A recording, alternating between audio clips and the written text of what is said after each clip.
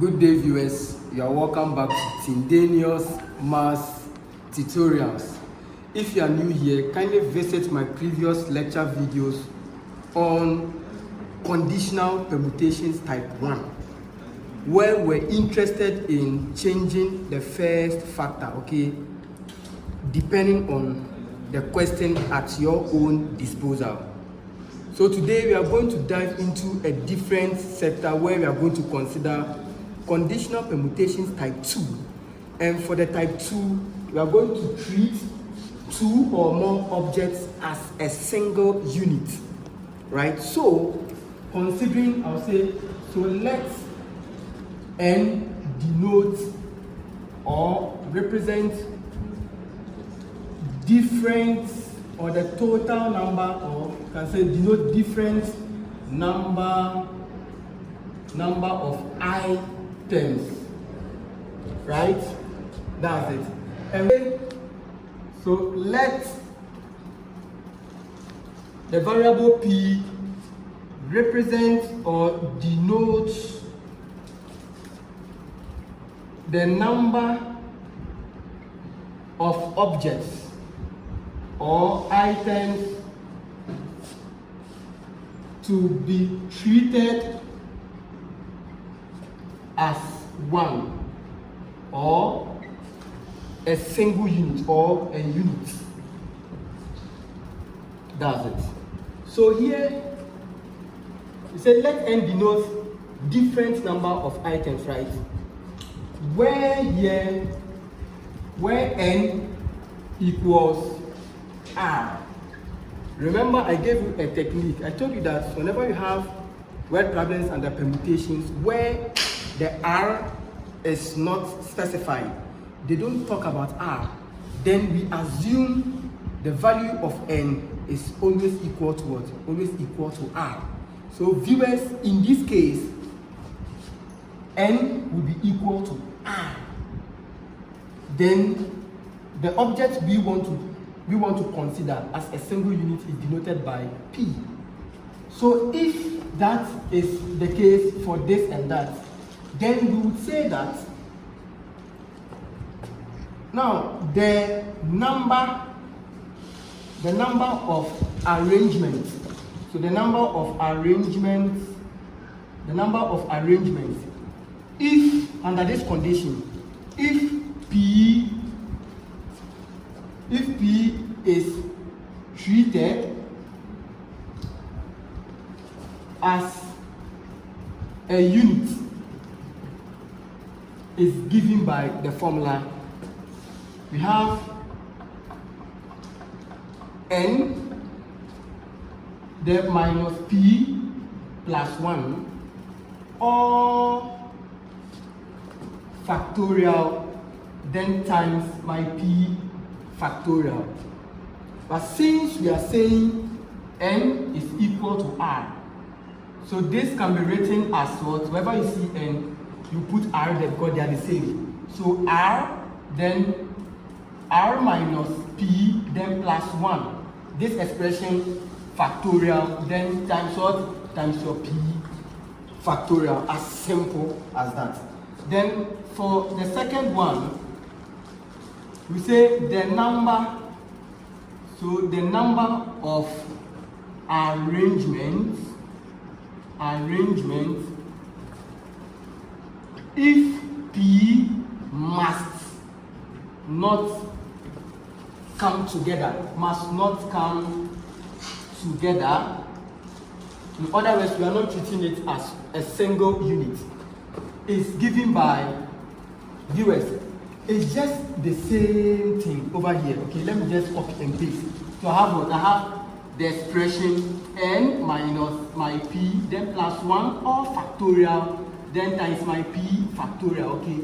Then minus the total number of items into consideration, which is what? Here, let n denote a different number of items. So this is the total. So you have what? Minus what? The n what? Factorial. As simple as that. So let's say if you have, or if you know the specific value for this, okay, for this, you just put the value here, then minus your n factorial. since we are saying n here should be equal to r, in other words, we are doing the arrangement by taking all at a time r, so n eventually becomes what? R, because we are taking what? All at a time r. What do I mean by that? So if I have the name, let's say Kojo, this way, Kojo, okay, then I want to arrange, I want to know the total number of ways I can arrange Kojo. Do you get it that way? But I didn't specify, or I didn't tell you we are taking a certain letter at a time, but I only say taking all at a time. So that means I'm just going to consider every letter here. So that means the total number of letters, which is the n, should be equal to what? Me taking all of them at a time, which is the r. So if that is the case, then we'll say which is equal to, you know that n is equal to r, right? So I can say r factorial minus, wherever you see n is the same as what? It's the same as r. It's the same as for r, because n here goes to r, minus p plus 1 all factorial times what? P factorial. As simple as that. Viewers, I have an illustration, okay? So let's see how we can, appreciate this. Viewers, on the other side of the board, we have, this is our illustration, okay, to throw more light on this. It says, suppose we want to arrange the different letters of the word friendly. If, viewers, remember, this is what conditional permutation. Remember when you're doing Python programming, we have the elif, if statements, those things, they are what? Conditional. You get that? So I'm going to employ those antics over here in mathematics, right? So even if here is telling that what there is a condition. So if the letters F, R, and Y must come together. Do you understand? So here I have friendly over here. Viewers, let us not memorize mathematics. Let us appreciate the maths. So if I have this and I have, they said taking at a time this. So I have, no, this is P, okay? So I have F, R, and Y. This is not taking at a time R. This is P. Now you realize that someone will say, what's the concept behind this? Now I have friendly over here, and they are telling me, remember I also told you that P denotes what? The letters, okay, coming together, or the letters we want to treat it as a single unit. That is simply what? P. So what it means is this. So first I have F here, so that means this F will replace or cancel this F here, right? And this R will cancel this R eventually.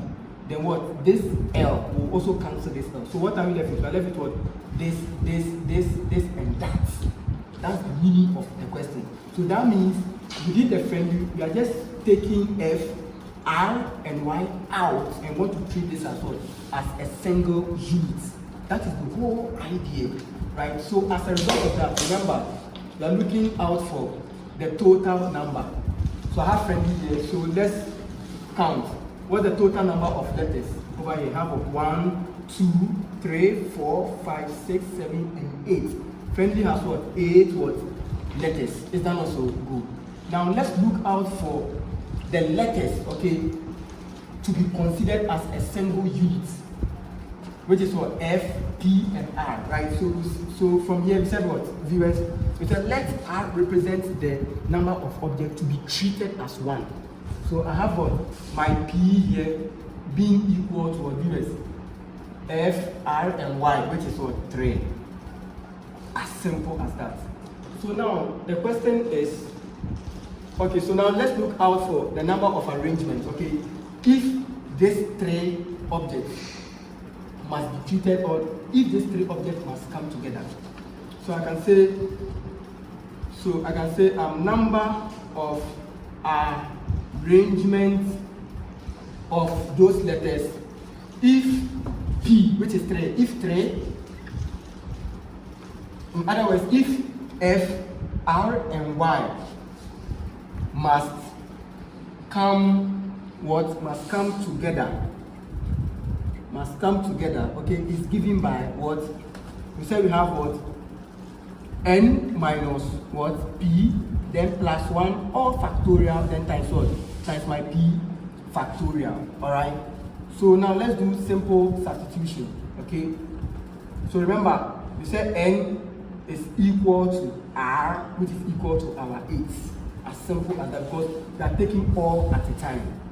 So what is n? N here is what is 8. So I have my 8 over here, then minus my p.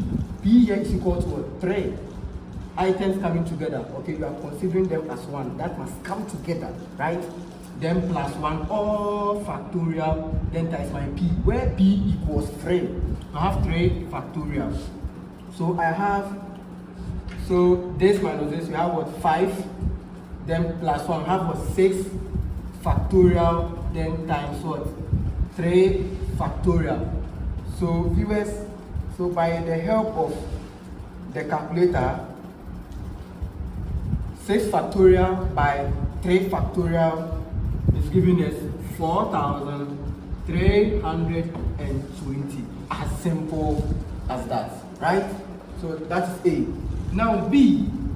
Now let's look out for number of arrangements. If 3 must not come together. In other words, if the letter 3 is separated. So viewers, when I say something must not come together, viewers here, if P must not come together simply means what? P is what? Is separate. Is what? Separated. Okay. So if you are saying if P is to be treated as a single unit, that means P must what? Must come what? Together. They are the same. Is that not so? So here B. So I can say number of arrangements if P, which is equal to 3, must not come together or must be separated, must not come together, is given by viewers. I said you just repeat this, copy and paste. You have what? N minus P plus 1 all factorial, then times of P factorial. Then minus the total number of objects. Okay, so the objects into contention over here is what is n. So I have n what? Factorial. So the answer is equal to, do I know n factorial? I know n. View from the question, n is equal to r, which is equal to 8. So I have 8. So attached to the 8 is what? The factorial symbol or notation. Then minus viewers. Let's see the interesting thing over here. All this thing has been calculated. This all has been calculated, which is what? Which is simply this. And when I evaluated it, I had what? 4,320. So by the help of the calculator, so I have 8 factorial minus 4,320. I'm getting 36000. So I have what? 36,000. Viewers, this is the end of the lesson. So far as Tindanious mathematics tutorial is concerned, I'm going to break down, I'm going to simplify complex stuff to your understanding. I'm not interested in your grade A. Grade A is important, but I'm interested in how you are going to appreciate and apply mathematics in solving real life problems. I'll see you next time where we are going to throw more light on this topic. Bye.